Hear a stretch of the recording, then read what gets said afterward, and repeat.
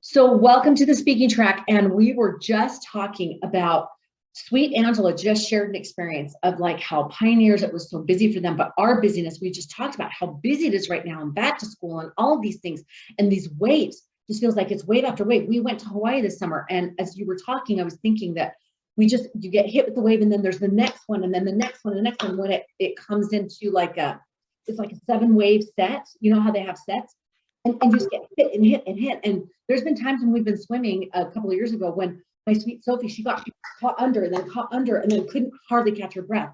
And Lindsay, we're talking about being busy, and that's how it feels. And Angela was just sharing about pioneers and how it's different for them, their physical challenge, but us with all of this.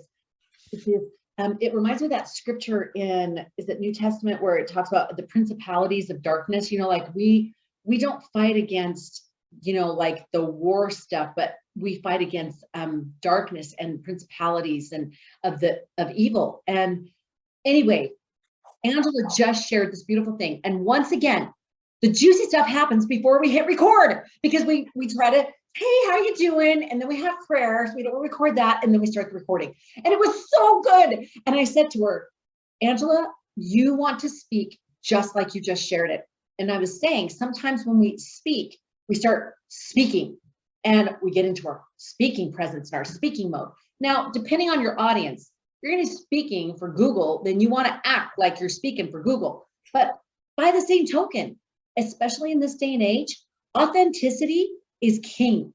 So if you have your style and your feel and your voice and your fingerprint, that's king. And if you come out and you just start talking to people, that's what I heard about that James class that we missed at NSA. I can't wait till it's available. Let me know if you know when it's available, because I haven't seen it yet. But they said that he was just so relatable. He just started talking like this. Like, I'm telling you right now, you're wanting to speak and you're going to think it's X, Y, and Z. It's not. It's this. It's this, and being able to relate to the people you're talking to. The way that Angela just shared this experience was so one-on-one.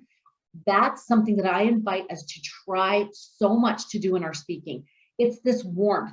Now I can start speaking and being like, I'm thinking about Education Week. I'm working on my talks for next week, in 2 weeks, in the 17th. I don't know time, 3 weeks. But anyway, and so I have these key points and I have these stories and I have these things. And the other morning I awoke and I just had this feeling of, ladies, start where you are. Like, stop comparing with your neighbor and just start where you are. How has the Lord walked with you in your life? How have you seen that in your life? What have you already survived and thrived through? Because I can guarantee it's something amazing, and it's something you probably think is so, well, yeah, everybody does that, but it's not.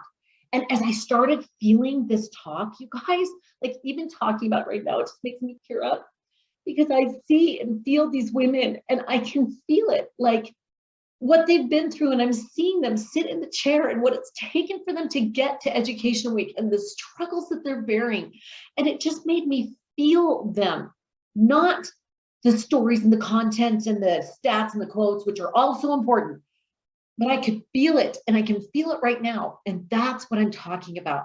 When you prepare your keynote, yes, get down those brainstorm things and get down that information stuff, but start feeling that keynote, start feeling those people. And then when you stand and deliver, don't lose that.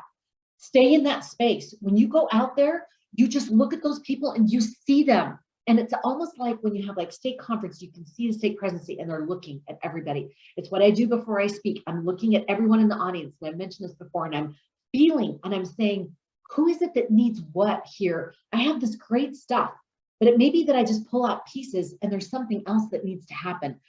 I submit that that's your killer keynote. You've got your structure, you've got this thing that we're going to practice, and you're going to have it be a part of you, and you've got your plug and play chunks. But that's the magic, is when you connect and you feel it with them and you're like, I'm right here. I'm right here. Have you felt that? Do you know that he loves you? Have you seen his hand in your life? Let's take a second. Let's just take a second and feel that and think about that. Let's write that down. Different than, you know that the Lord has walked with you. And here's this quote. And now let's take 5 minutes. I'm going to have you write down an experience that you've had. Can you see and feel that difference? And you just check out. Because you're like, you've just given this speech 52 times and I'm just number 53. So anyway, wasn't planned to share that, but just the way that Angela shared that right there, talking, there's no proving, there's no over explaining, it's just connection. And then you are pulling in all of those spiritual points out of the best books, the scriptures, all of that. And you're just pulling them in like a master of being able to share those points that are going to put those stakes in your keynote Zion tent, that they'll walk away and go, I know that that was truth. What she just taught me was life-shifting truth. That's what we're after. All right, goals, no biggie, right? Yeah. All right, let's follow back and say wins and learning. How was it? What did you win? What did you learn? I'll start. I gone through many iterations of 2 different keynotes with Connie, and So good. I'm like more of a workshop parenting class kind of person. So I think I've learned in the past couple of weeks with Connie that a keynote is completely different. I want to teach them so much good stuff. And even when I do a workshop, it has to be tuned, fine-tuned and broken down to smaller chunks. But I think it's been a learning process. It's been hard. I've been frustrated with it. I've been like, okay, I'm going to show it to Connie and she's just going to rip it apart because that's her job. And I appreciate that because I'm like, okay, this is good stuff. This is me listening to Connie, who's gone through it all and who's learned over years and years, talk after talk, keynote after keynote. And she's taking my little measly thing that I did and going, okay, boom, boom, boom, boom, boom, change these things. And it's been huge because I've learned from you. I've had to say to myself, okay, I might have thought that would be really fun or good to do, but Connie knows, she's done it. And she's also coming from the perspective, like she said, of an audience member. And so I've appreciated that. So it's been grueling. And I don't think, I'm like, why does it take me so long? But it takes a long time to figure it out and try to think of what's going to work. And so, yeah, so I've appreciated that and I've learned a ton. And even though my keynote is still a big mess, I feel like I'm finally kind of getting somewhere. And I didn't get to the fine tuning your stories and recording it. I'm like, I'm not ready to record yet. So, you guys, you know what's interesting? I was thinking about this the other day. Thank you so much for everything that you just shared. My heart is just like so full. I love your willingness to learn. And I am not the I Ching, but I can say to you, it has been 25 years of speaking, of a lot of difficult learning, like painful learning. You are learning so fast. Things that took me 10 years of keynote after keynote after keynote after conference after the embarrassing talks that I have given. And I'm thinking of all the false doctrine I probably shared. I mean, honestly, and the things that people had to sit through. And I have a testimony that the Spirit makes it all okay. I really, really do. But I mean, I have learned by those hard lessons. I remember teaching a class at Thanksgiving Point. It was a marriage class. And I had been just coming off of this EFY thing, and I did this whole song to Beethoven's Fifth about, I took a test, I got an F, and the kids loved it. I had this whole, before rap was like a cool thing, I had this whole thing written out to it, and they just loved it, right?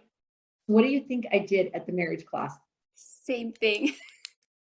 You tried to use it These there. were adults, you guys. These were adults in struggling marriages. And I thought this will be a fun thing to sort of lighten the mood. I am singing this, you guys. And I can see the men in the room just staring at me like, what the stinking heck did we just pay money for? Right. I'm not kidding. I lost all credibility and I was fighting to get it back the rest of the time. And I have no initials after my name. So it is crucial that I establish credibility. I just want you to know it is a good and great thing for us to learn in these small things and feel that way here so that when you get out there, you have less of those kind of painful memories that seriously, every now and then it washes over me and I'm like, please take it from their remembrance. Like literally, that is my prayer constantly, and I'm not kidding. So anyway, so I wanted to make that point. And there was one other thing that you said, darn it, I can't remember because I'm off on a tangent, but I love your willingness. Oh, the other thing was the last session that we had of speaking, every session, it's so interesting. Every track, every session has its own feel, its own rhythm, its own personality. It's so fun. This one I have noticed, it's very, last time it was more like this, and we're doing, and we're going, and we're making it happen. This one is very fluid, and it's very flowy, and it's very much about, let's get this keynote nailed, whatever it takes. And the beautiful thing, I think one of the reasons why is we have the modules. You have the get the gigs, you have the speaker one sheet, you have the second that you are ready to move forward on those things, you just go and watch the modules. And I'm going to have Lamira put the speaker one sheet up this week. That is the homework for next week, a little FYI. And I'll have her put up get the gigs. But don't feel like you need to watch them, but making sure that you know that they're in there. You can go in Member Vault and you can see all the things that are there, so you don't need them. But just for handiness, I'll have those two that are right there so you can move forward if you want. But I feel strongly, and you can tell me if this is not the case for you, that we need to nail this keynote and let it be the process of you really are birthing this keynote. And Angela, you are going through like a year to 2 years worth of keynote experience right now. You are going through these iterations so fast. You would have had to go out and speak probably 6 to 10 times to figure out that that wasn't going to work and this isn't okay. And what was the response of the crowd? And now I have to go back and figure out what went wrong. And now I finally figured it out. And now I finally wrote the keynote. So you're doing it so fast. I just want you to appreciate that you really are saving yourself a year to 2 years at least. And I can tell you that from personal experience, not just for myself, but for other speakers. So be patient with yourself, give yourself grace. You're actually doing it super fast. So Because that's my little you are the guide.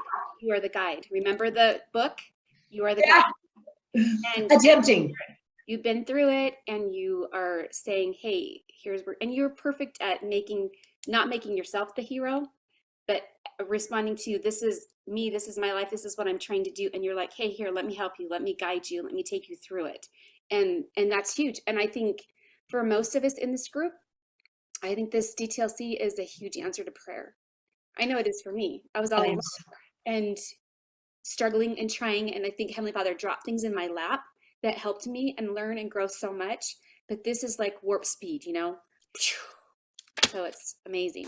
That makes me so happy to hear. And again, and Lindsay, I told this to Angela, and you know, because I've said it several times before, you know, I am not the last say in any of this at all. I'm learning and learning. I've got bridges that I've built along the way of things that I've seen for myself and other speakers. I'm like, that doesn't work. This does work. This is good. This will save you time, energy, money, whatever.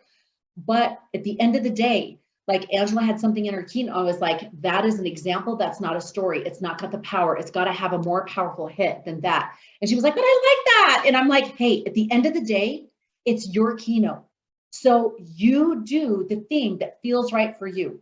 And whatever I say comes secondary, because you've got to be able to learn it in the way that works for you. And you will be shocked and amazed that some things that maybe I will say, I don't know about that. Maybe try it. And you'll be like, wow, it totally slapped. That was my son years ago. He was making cookies and we were going to sell them door to door like you do as a mom. And so we made these cookies and he's like, at the time, he's like, I was like, maybe 50 cents. And he's like, no, I think I should sell them for $1. And I'm like, and he was my Asperger's son and he has no social charisma, right? Like no like social savvy kind of thing. He just says, hey, I got cookies. You want to buy them? You know, like that. And guess what? He sold out. I said, you do it. You try it. Do it for $1 and see what happens. And I'm walking behind him as he's going up, you know, and doing the sales. Sold out. I'm like, yeah, don't listen to your business mom. But, you know, he also had the cute kid factor thing and the neighbors knew him. And so he had that going for him. So I'm just saying.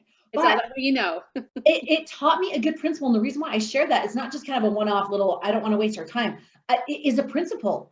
I really thought strongly he was going to totally do a great job at 50 cents. And he would have. He totally would have. But he was like, no, I want to do it this way. And I thought, that's your first time selling cookies. We want it to be a positive experience. And you know what? He did great. So go with your gut. And I always respect the gut. So whatever that is. All right. Love that winning, love the wins and love the learning. And you're still in the game and you are doing so good. And every single time, you guys, every single time you do an iteration of your keynote, you're getting better. It's going deeper. It's becoming in your cells. And it's getting to where you're going to be able to just stand and deliver with such flow and such resonance that it will be because of this. You can't skip the work. Now the Lord can hasten it, and he can fast forward it. Like he can help us skip steps that can be combined. You know, like when you do a workout and you can do your legs and your arms at the same time, you're doing a combo workout, right? He can do that for us. Oh, that's so good to see you. He can do that for us. So it's not like we get out of learning, but he can compound that learning for us and make it quicker, better, faster, whatever. But that's what you're doing. So I just want you to know you're not wasting time or energy or anything, and don't feel like, oh my gosh, I didn't get it right. It's not that. You are pairing and you are letting go of the way of doing it that may not be the best way to do it. And sometimes that just takes, to rip that off and go, okay, I'm not doing it that way anymore. I'm doing it this way because this really is more me. That's a huge thing. All right, great job. Lindsay, wins and learning. And it's just been so inspiring, Angela, to just see you show up and show up and show up and do it. And I know it's not easy, and you just are. And it's just inspiring from this perspective to see, and all the work you're putting in. I'm just, honestly, it's really amazing to me. Yeah. And everything you're saying is so encouraging, Connie. I love it. So I've just been kind of thinking of different ways and working kind of on the introduction of my keynote to lead into my P's. And the idea I have right now is to ask just kind of like funny questions that are controversial, like pineapple on pizza. What do you guys think? You know, men wearing short shorts. Like, I have a big opinion about that, you know? We all do. Right? Just questions like that to kind of start. And I don't know, we'll see how, I obviously don't know if it will stick or not. But then kind of just from there, ask questions like, how about that conversation you had with your spouse or your teenager a couple weeks ago? When you bring it back to your mind, you still feel anything? And like kind of to show you still feel that, you know, that anger, that sting behind something that happened a while ago is the idea. But I'm hoping with the other questions, it can just be like in a total, like, we're in this together way. And then genius. Can I just pause right there? Lindsay, that's genius. That's exactly the right way to do that. And the safe, controversial questions, that pineapple on pizza, I mean, that will get people rolling, like the shorts for men. Oh my gosh. So it's not going to divide the room, but it will be a hilarious, safe way of people sharing their personal feelings about something, but it's funny. So you can share it and it's a safe zone. That is genius. And then transitioning into those deeper things. Now you've opened that top layer, and that's what we need. We need to get down, open the top layer, and get down to that second and then third, that second, secondary and tertiary layers. So that's exactly, and I would encourage you to add a Lindsayism.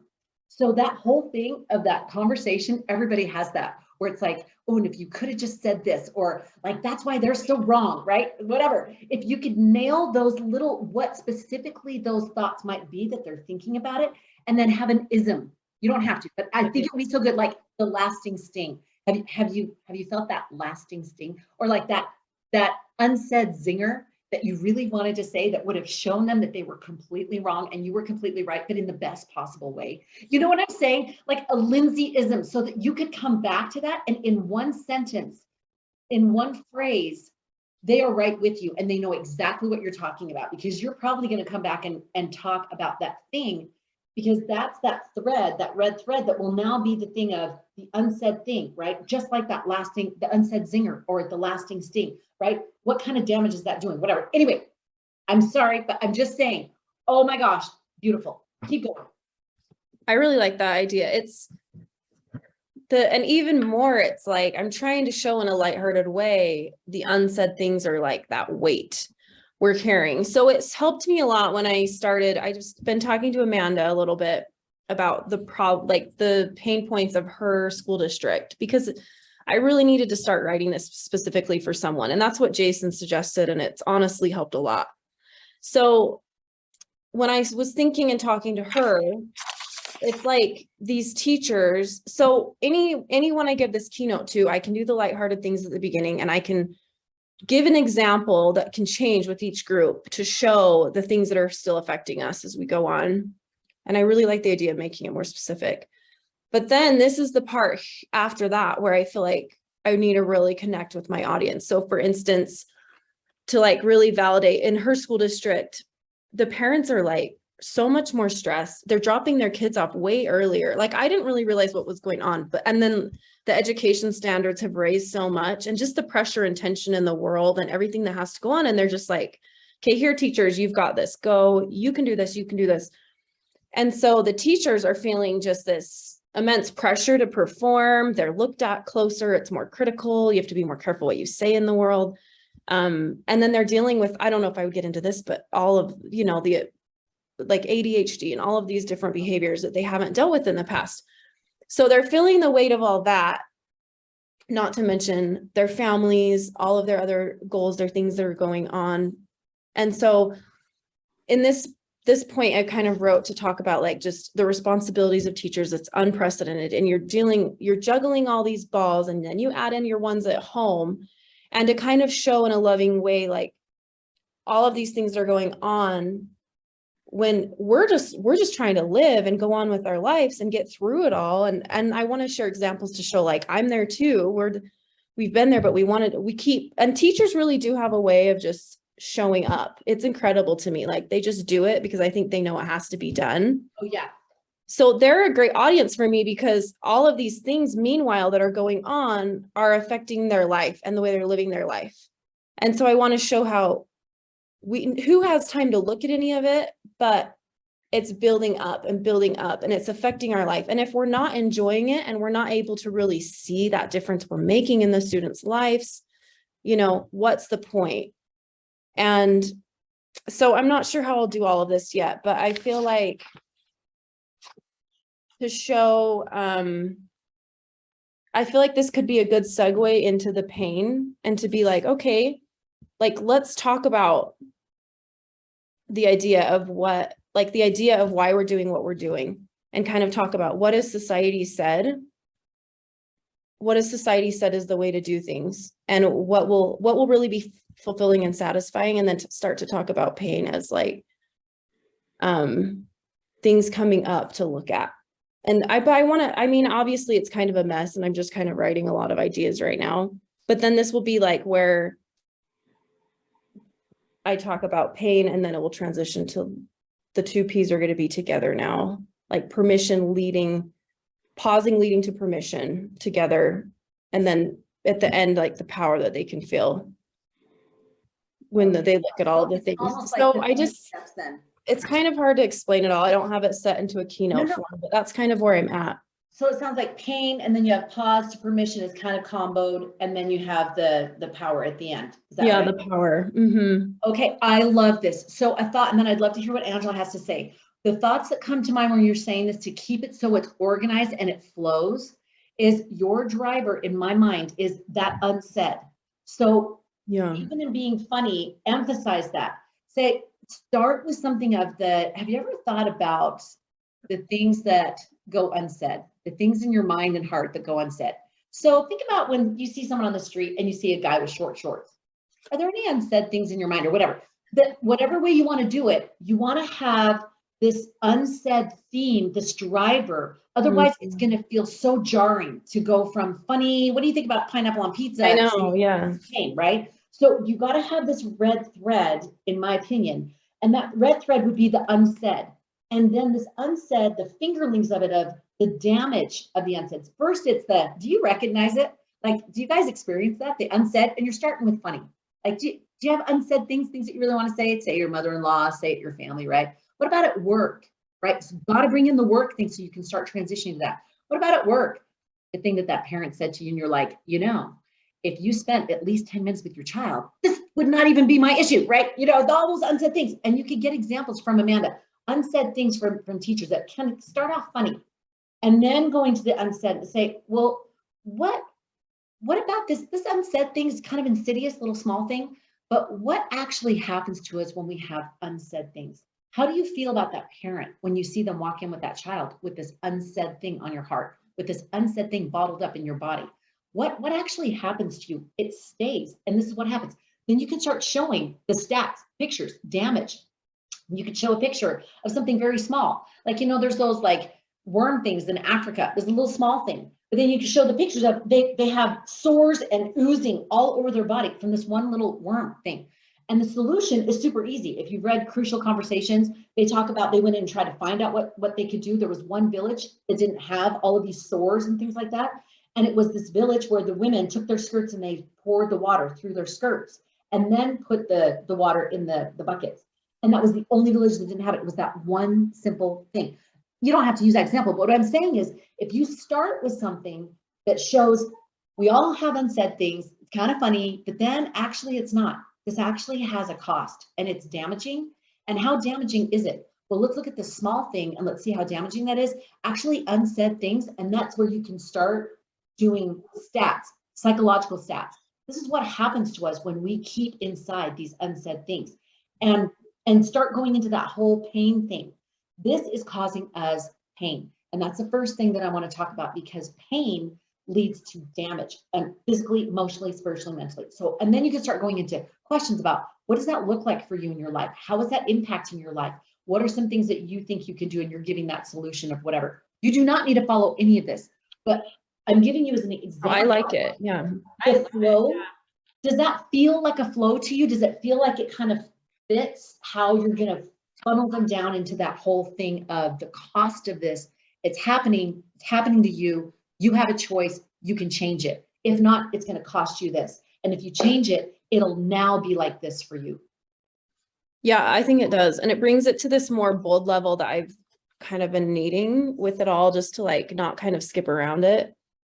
And just, you know, yeah, what's unsaid with just to open it like that. I like that. What's unsaid when you see this or when you feel this. And then to say what's going on with what's going on at school and then at home and all of these things that's not said. Like we all have them stacked up. Well, this is what's happening, you know, Oh my and gosh, here's I the just two got ways. goosebumps. And if you have some way of them brainstorming down on paper what's unsaid at home, and they go, well, how about at work? What are some of the situations that are unsaid? So that they can look at their paper and go, and just say maybe in the last month, like what's unsaid in the last month or 2 weeks or whatever. You can look up and see psychologically what people have fresh in their mind. But if you had them do something like that, they would physically see on paper what is unsaid just from a couple of experiences. That's not even from the last 6 months or last 6 years or last whatever, that there's all this pile up. And this is what happens emotionally. And we just keep numbing out or avoiding or distracting, but it's costing us. It's costing us to keep that in. I think if you make that, and if you have some good visuals of, I just saw, hang on, I think that's the little neighbor boy.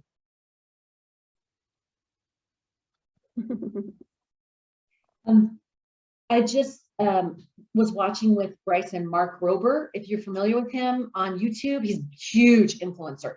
And he's an engineer, and he did all these fun things like escape rooms and stuff like that. Well, now he's really emphasized these causes, and he does team trees, and they've planted 20 million trees because he does these like competitions, super cool stuff. Well, what we watched was him doing Team Ocean. And he showed this big robot thing that this man made because he was tired of the rivers being disgusting. I'm thinking, wow, that's really cool. Then he showed pictures. In these third world countries, they don't have a garbage system. So they just dump it out in the river or down the slopes of the city that go down into the river. You guys, I couldn't believe the pictures. And then you see, here comes this robot thing, and it's collecting it all by itself. And it's putting it, I was like, sign me up. How can I donate? Like, it was incredible. But the power of what happens when we keep dumping and dumping and dumping, and there's no outlet. There's no outlet. This is what happens. But shredding is like this robot thing, and it just, you could have, and he compared it. Sorry, I don't want to take too much time on this, but it was such a good example. He had people that volunteered to go on the beach and clean up, and they're one at a time, scraping and digging, and then they're put in a bag, and then they're putting on things, and he's sitting on this robotic thing that's just going, yes, you're welcome to, I love you. This robot thing is going down the river, and it's just collecting and collecting and collecting. I mean, it was amazing. So again, if you had some examples like that were show don't tell of what are you dumping, how much are you dumping, and they can physically see what they've written out, and they can be like, oh my gosh, I have all this dumping. But then you're like, they're ready for your solution. I have a signature solution. and you make this a practice and you are cleaning this out and you're getting to the source of it. You're not just getting it when it's down in the ocean. You're getting a garbage collection process that's going to help you be able to get this before it gets farther down the pathway or the pipeline. Anyway, for whatever that's worth. Yeah, you're so good at it. That's amazing.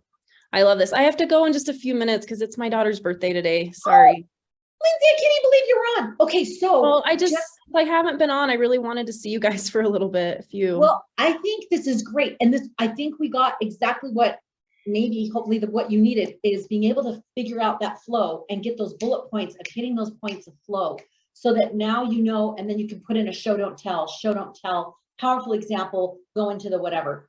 Let me just really quick wrap up on the homework and I'll do the rest with Angela. The homework is going to be, again, I have it different on here, but we'll just, again, keep funneling down and getting that rough final. And then as soon as you get a rough final, I'm inviting you to send it to your peer review partner, which is each other, and then me.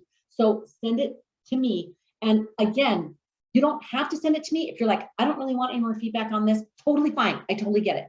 But it's good to have a lot of eyes and you can always just go, not doing it. But you have a conscious choice now. Like, no, I've chosen not to use that, so I don't want to. Doesn't mean that any suggestions I have you need to take either. They're just food for thought. So rough final this week again. Have you guys watched listened to the Clint Pulver podcast? I didn't find that one. But I found the other stuff. Like I watched the Cheryl. Okay, I will have Lamira re-put that on. The Clint Pulver podcast, the Cheryl, if you haven't listened to that one, and then the 5 P's of performance. Yep, those are all 3 good. They're on there. They're on there. You may not have seen the Clint Pulver podcast, but it should be in the member vault. That I'll make sure. I can go back. I'm sure I can see it. I saw the other ones and I listened to those. Oh, you are fantastic. They were good. Wonderful job. What I will do is I will go ahead and post the speaker one sheet in case you guys are wanting to look at that and listen to it, and the get the gigs. I'll just do one. There's several of them. I'll just do like one to get your kind of wet your whistle, and then one of the get the gigs.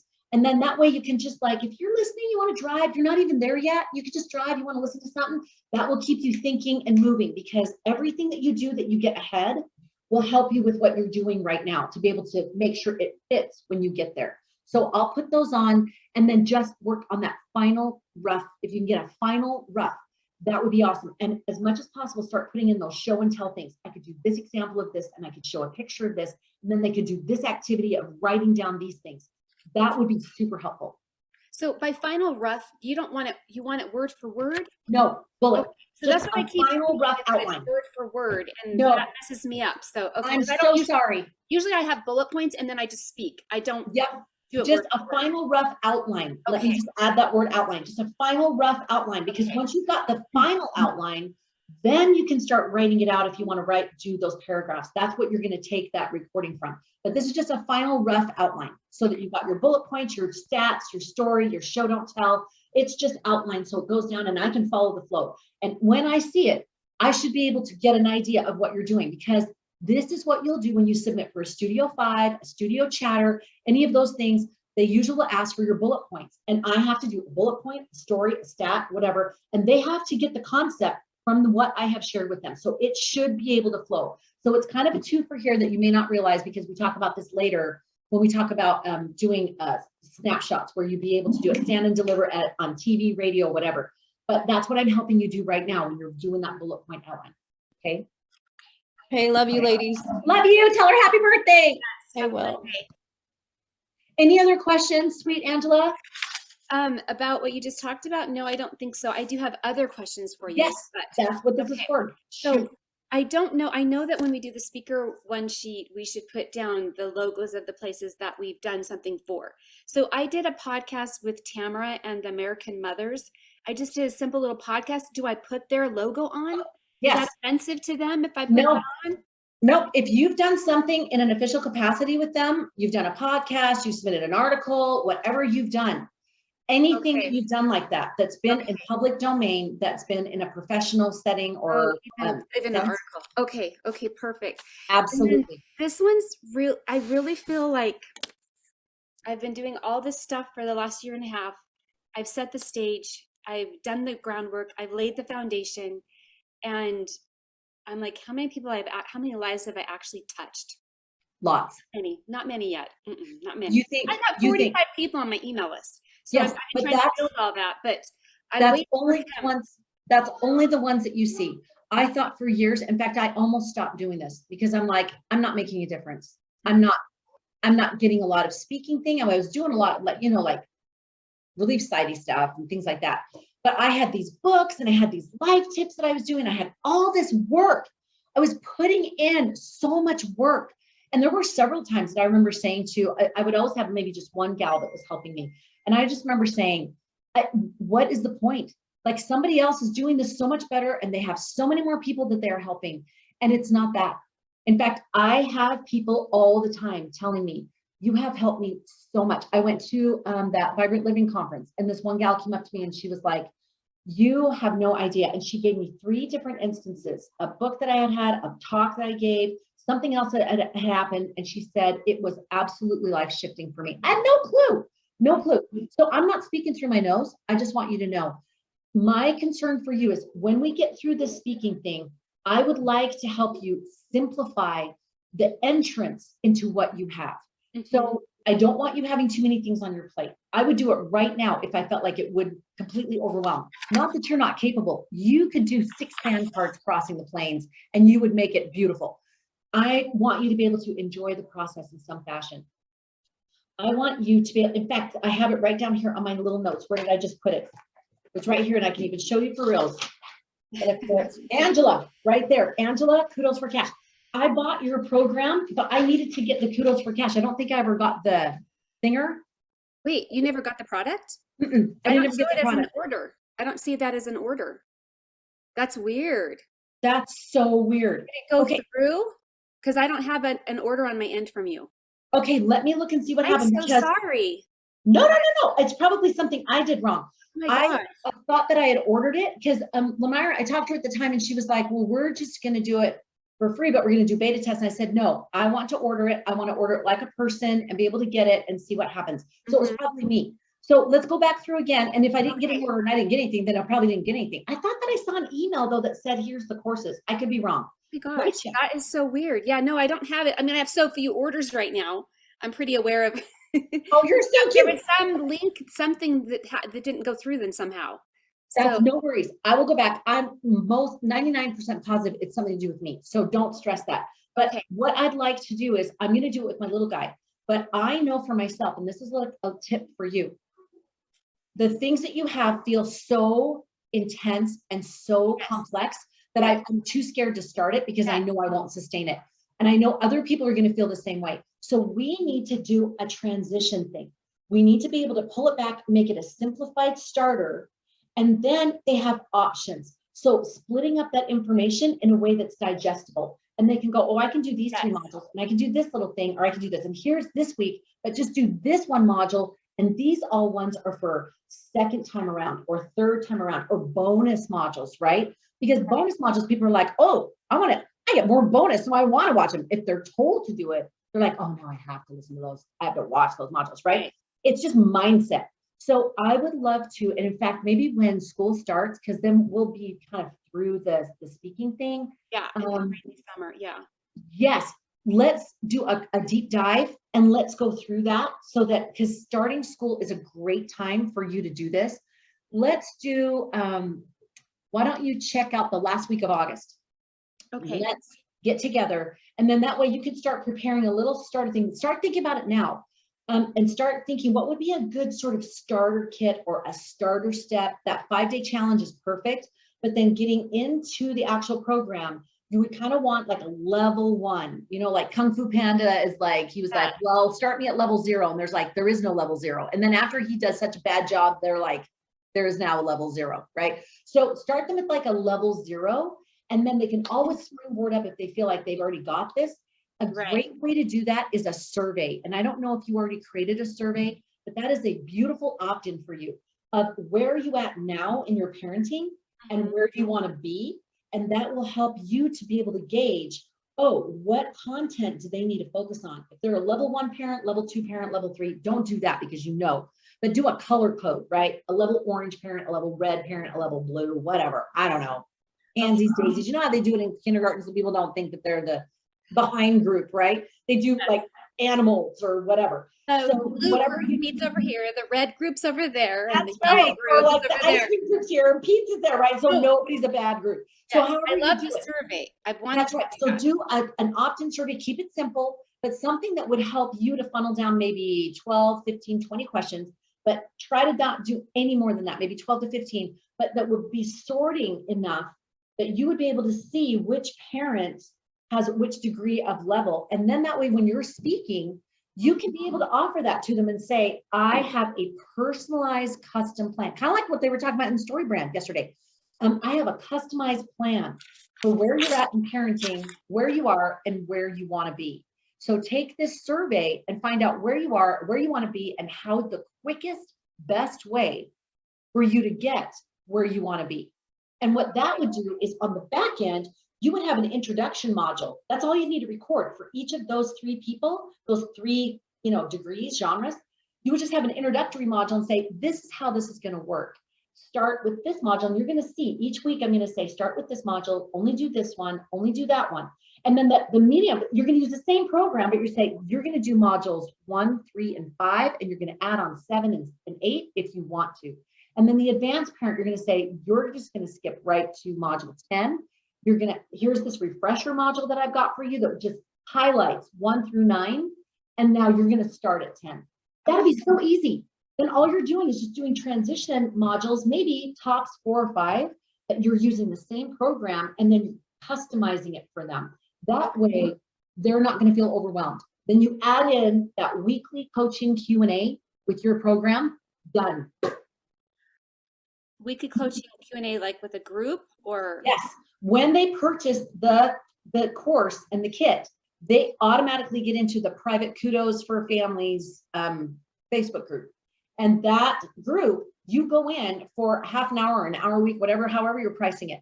But you go in for, say, a half an hour Q&A. And you say, you can send me your questions if you're not going to be able to be there. Send them to me. And I will choose the questions, and I record these every week. You can listen to them. I know you're busy parents, so you can listen to this whenever you're waiting for carpool or soccer practice. You can just listen to this and you can get the answers. Okay. Now let me ask you another question. Trying to write notes. So I went through the course with Elmira because she was doing it, and she's like, it's just a lot. And I knew that it was. And so we went through and I did a whole MailChimp automation sequence thing. Did you know that I did that? And I'm wondering how this fits in. So I basically have, okay, this week you're going to do this part. This week add this, but you can always jump ahead to the other modules if you want. And then I do it a week at a time. So at the end of 30 days, they understand each step, but they can stop on whichever one they want for as long as they want. But I'm giving them emails. First, I give them like every day, I think, for a few days, saying, okay, your thing is on its way in the mail. So in the meantime, watch this video. And so I have them go through all the steps like that. But so I'm trying to figure out how I incorporate the 4 levels with that. That's perfect, because that's already that starter. Now I want to get in and see those and see, because I'm going to simplify it. Lamira's also detailed, and if she's overwhelmed, then it's too detailed. Right. But I want to see it because I will simplify it fast. I'll be like, cut that out, just do one. Give them one assignment a week, one, whether it's watch a module or do this thing, and then say, here's some tips if you want to listen to these tips. What I would encourage is, you've got your podcast. You could take those questions that they give you, and that would be the content for your podcast. So now you're like doing your podcast and you're answering any questions they have, so that when you do get to your Q&A every week, then it literally is just a half-hour Q&A. You're not trying to teach anything. It's just a Q&A. So I'm getting the questions from them, turning it into a podcast, and then answering the questions. Okay. So because it's all flowing. It's all one-time energy. You're doing that podcast. Now you're prepared for the Q&A. And then you put that podcast as support content for the course. So you always have fresh content in that course. That would just be absolutely gorgeous. Okay. Okay. And in that sequence for a MailChimp, in the sequence, I would encourage you to go back and say, okay, how can I tailor this for each of those 3 levels of parenting? So in that module, maybe what you do is, if you're a red parent, you're going to do this. If you're a blue parent, you're going to do this. If you're a whatever parent, you're going to do this. So that there's one call to action, but actually you're giving them 3 things they can do. And you tell them in that, say, this is the starter. Maybe you don't say level of parent, but maybe you say level of practice, right? This is a starter level of practice for the program. This is a medium, and this is an advanced level of practice for the program. So it doesn't make it so personal. And that way you can say, when you're ready to move to a higher level of practice, just go to the yellow level and then go to the blue level or purple level is top, right? So you choose the color of what's starter, middle, and advanced. And then just say, this week, if you're feeling like you've already got the yellow starter level, go to the blue level in the middle. And if you feel like you've already got that, go to the more advanced level. That way you're giving them 3 options, but you're not telling them to do 3 things. You're emphasizing choose one. When you want. And so I do those 3 levels in each of the emails then. That way you're not sending out 3 email sequences to 3 levels of parents. Right. And you're letting them choose, and you're letting them progress at their level. So it's a one-time energy. Okay. Okay. That makes sense. Again, you don't have to do it that way. That is one way to do it. That's one-time energy. And it's taking what you already have. And now all you're going to do is just add in 2 little paragraphs of the other levels or whatever it is that you have. And you're just adding that in. So it's not reworking what you've got. Okay. That makes sense. That makes a lot of sense. You're just enhancing it. Okay. Every time I check something off my list, I got to redo it. But every time I think that course is done. This is what I'm saying. It's be work, but and I'm saying, don't do it right now and don't jump. Like I keep having to tell Sweet, well, she'd be the first one to say it. So I usually don't use names, but Diane, she's already jumped on what we talked about yesterday. And I'm always pulling her back and say, give it a minute. Think about it, because you will have to rework it. You will have to change it up. So don't just think about it. Get a plan, let it simmer, and then move forward. So don't do anything with this. Just get a piece of paper, write it out of how that could look. Don't start it. Finish what you're doing with the speaking. Okay. All right. I love you. I'll post it up in the WhatsApp. Okay. Thank you so much. Great job. All right. Bye, darling. Bye-bye.